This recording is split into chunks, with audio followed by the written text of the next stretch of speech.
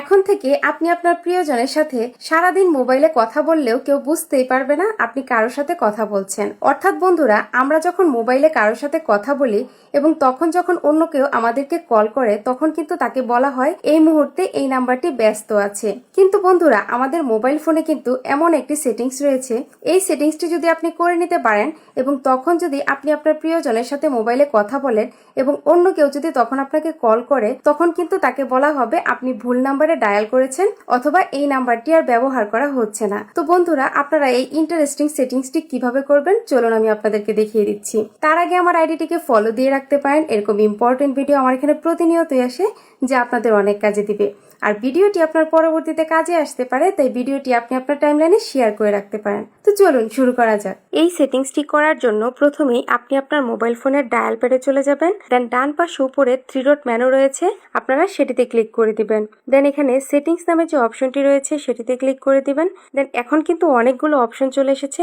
তো এখানে calling accounts নামে একটি অপশন রয়েছে, আমি এখানে দেখিয়ে দিয়েছি, আপনারা কলিং অ্যাকাউন্টসে ক্লিক করে দিবেন। দেন একদম শেষে দেখতে পাচ্ছেন ক্যারিয়ার কল সেটিংস নামে একটি অপশন রয়েছে, সেটিতে ক্লিক করে দিবেন।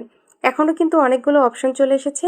তো এখানে কল ফরওয়ার্ডিং নামে একটি অপশন রয়েছে, আপনারা সেটিতে ক্লিক করে দিবেন। এখন আপনি যে সিমটিতে কাজটি করতে চাচ্ছেন সেই সিমটিকে এখান থেকে সিলেক্ট করে দিবেন। তো আমি সিমটি সিলেক্ট করে দিলাম।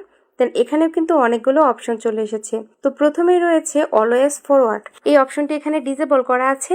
এই অপশনটিকেই কিন্তু আমাদেরকে এখান থেকে অ্যানাবল করতে হবে। তো অ্যানাবল করার জন্য আপনারা বাম পাশে অ্যানাবলের যে চিহ্নটি রয়েছে সেটিতে ক্লিক করে দিবেন। এখন এখানে কিন্তু নাম্বার চাইছে, আপনারা 11 থেকে 12 ডিজিটের একটি ভুল সংখ্যা এখানে বসিয়ে দিবেন। দেন উপরে আপনারা যে টিক চিহ্নটি দেখতে পাচ্ছেন সেটিতে ক্লিক করে দিবেন।